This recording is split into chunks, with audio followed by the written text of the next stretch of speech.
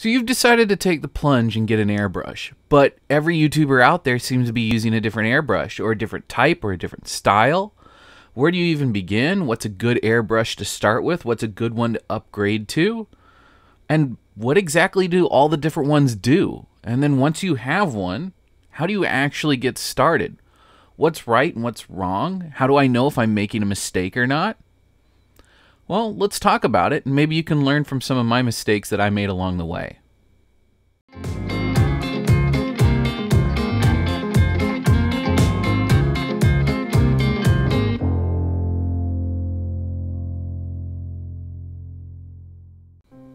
Now up front, I want to be a little honest. This video is going to be a bit long. However, I am going to break it up. Down in the description, I'm going to be putting some timestamps to kind of show where the main chunks of this video are.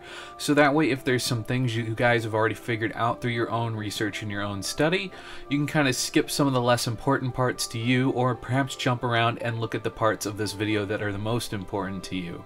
In any case, there will also be links down below for products that I personally recommend related to airbrushing as a whole, as well as different kinds of airbrushes, compressors, and spray booths and things like that. Things that I think everyone should have, including some airbrush safe primers from Vallejo.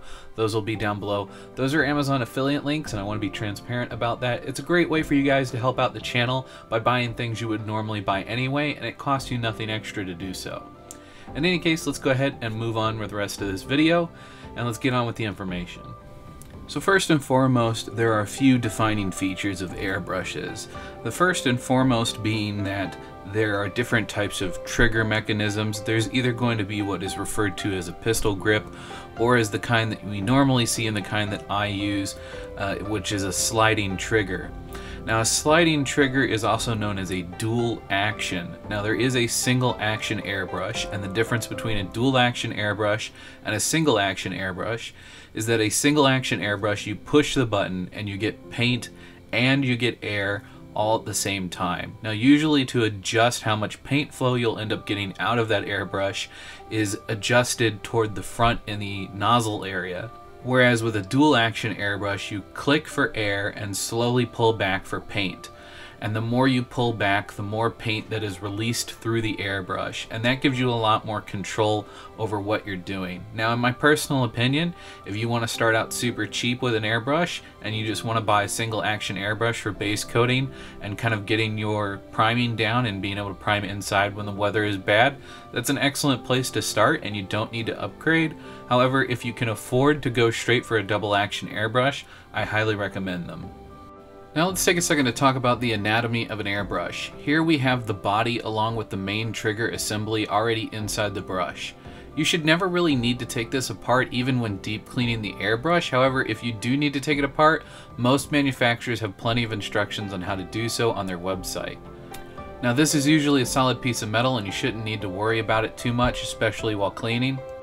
And then we have the tip. It's very important to be careful with this tip as well as with the needle itself, as these two items are some of the most delicate pieces of the airbrush, and if you damage them, oftentimes they need to be completely replaced and cannot be repaired. Lastly, we have the locking nut on the back. This is what helps to make sure that the action, meaning that the trigger itself, actually is able to move and adjust the depth of the needle, and that's pretty much what helps everything move. That usually also has some kind of decorative casing that goes over the outside, but honestly, you can leave it off if you find it more comfortable to hold in your hand without it. Now let's go ahead and start putting this back together. We want to go ahead and take the nozzle and we're going to put the tip inside. The reason we do it this way is it leaves less the chance about dropping it and making sure everything gets lined up. Go ahead and screw that onto the front end of the airbrush, and we want to go about hand tight. We don't want to crank this down too far. Now go ahead and put on the locking nut. Don't go ahead and crank it down too far quite yet, as we want to make sure that the needle can still pass through it. So go ahead and be very careful at this point with applying any kind of pressure to the needle. We want to make sure that the tip doesn't get bent up at any point along the way through the airbrush. And we're going to go ahead and pass it all the way through the color cup and seat it directly into the nose of the airbrush. We want to make sure that it's pushed up tight against it, but we don't want to force it too far through it, as we can actually damage the tip of the airbrush by pushing too hard with the needle. So give it a little tap, make sure it's in place, and then go ahead and lock it down once you know the trigger is in a neutral position. Once you got everything locked down, go ahead and grab your protective cover and go ahead and slip that over the end of the airbrush. And again, we want to tighten this down to about hand tight. We don't want to go too far, as we don't want to damage the airbrush in any way, shape, or form, as it is more delicate than it appears. Alright, so you're pretty sure you know what kind of airbrush you want to get. What else do we need? Well, we need a compressor, and most people are going to recommend a regulator. Now, if you get a moisture trap, which can help out quite a bit, especially if you live in an area like I do that's Florida, you will actually... So you're pretty sure you know what kind of airbrush you're going to get. What else do you need? Well, you're going to need a compressor. I highly recommend getting some kind of a moisture trap. Now, most moisture traps will come with a regulator, and a regulator is going to help you out quite a lot depending on the PSI that your pump puts out. We can talk a little bit more about that later. In addition to all that, we're going to need some cleaners. We're also going to need Q-tips. I recommend hard tip Q-tips, and I'll be putting a link to that in the description below. Those are really great for cleaning out the tip of the airbrush, but we'll talk about that a bit more. You may want a washout pot. Now, you can use a piece of Tupperware or anything like that, but there are company made ones that I particularly like. Mine happens to be an Iowata, and I really enjoy using it. In addition to that, you may decide you want some gloves and a few other little cosmetic things that are going to make your life a little easier. And we can talk about those when we use them down the road, but let's get on with the video. Now, most of the time when you purchase a compressor online, it's going to come with a roll of Teflon tape. That's going to be pretty important, as we want to make sure that the air is not escaping from any of the seals. Now, you don't usually need to put it on the small ones, but in case you've never put some on, you can just see me here. I'm doing my best to keep it out of the hole. We don't want our Teflon tape ending up inside the airbrush, heaven forbid. And we're going to do several slight passes. You can see I'm keeping pressure on the Teflon tape just to make sure that it's not on there kind of sloppy, it's not on there loose. And then with a quick pull down, we're just going to snap it clean off like that. Make sure the excess stays on the outside. And as you saw here, I'm just kind of hand tightening it, making sure I get it on nice and straight, and then we're going to go ahead and lock it down with some pliers. Now, I recommend using channel lock pliers. Those are the ones that I'm using in this video. They're really helpful, but if you don't have something like that, any kind of pliers will work just fine. Now, something to keep in mind about painting with an airbrush is a lot of your failures are going to come along with the viscosity of the paint versus how much air pressure you're using. The thicker your paint, the more air pressure you're going to want to have behind it. However, also with thinner levels of paint, you're going to end up having to put more coats on to get a solid finish. So there's a bit of a trade-off there. Also, things like spider webbing and speckling are entirely dependent upon having way too much thinner in your paint, and you may need to just add a little bit more paint to it. Now, if you're like me and you have a rather small color cup, oftentimes this just means dumping out most of the paint that's in there and adding more paint to it. It's an unfortunate reality, and it really sucks when you get that mix wrong. Another reality of speckling and spiderwebbing can also be a direct result of not having properly cleaned the airbrush if it had been used already. Try to avoid accidents before it happens by testing it out maybe on the back of your hand, or even running some water ahead of time just to make sure that you're getting good flow through the airbrush. If not, you may need to disassemble like we're doing here, nice and carefully to take everything apart and make sure you keep track of it all. If you're missing one piece, your airbrush may not even work properly at all. If the tip of your airbrush gets stuck inside of the nozzle, go ahead and use a pair of tweezers similar to how you see me using mine to remove them gently. You want to be careful not to ding up the very tip of the nozzle, as it can cause paint to come out at irregular patterns. We're going to be soaking these today in rubbing alcohol with a little bit of Airbrush Cleaner. Now, we're able to get away with this because there's no rubber parts, so we don't need to worry about the rubbing alcohol kind of dry rotting out and soaking the moisture out of any rubber or plastic, which is why we're able to get away with doing this. These are the two cleaners that I recommend the most. However, the Tamya Airbrush Cleaner is significantly more aggressive. I do recommend you getting it anyway though, as it's an excellent way to clean up the metal very quickly and effectively.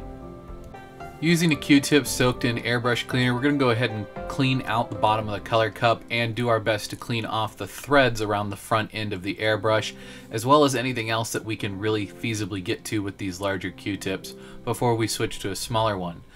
Now, if you have an issue, in my case, like I have all that paint smeared across the outside edge there, you can just go ahead and take a cotton bud or a bit of paper towel, soak it in some airbrush cleaner, and it'll come right off.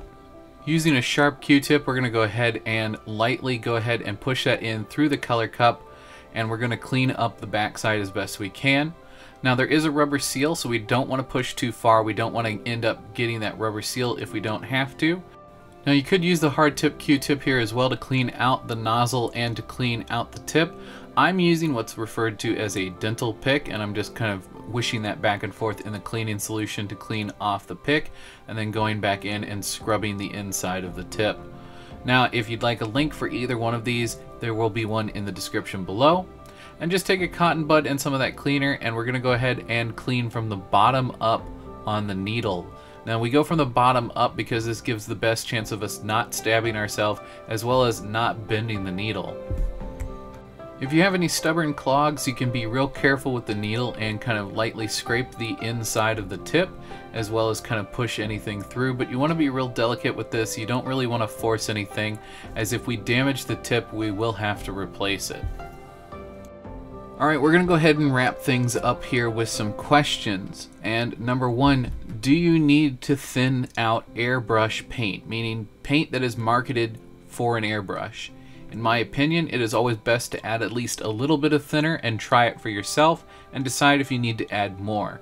Now, some paints are meant to go through the airbrush just fine without any thinning. However, you will not be able to get translucent effects or smooth blends between one color to another without adding some thinner to them.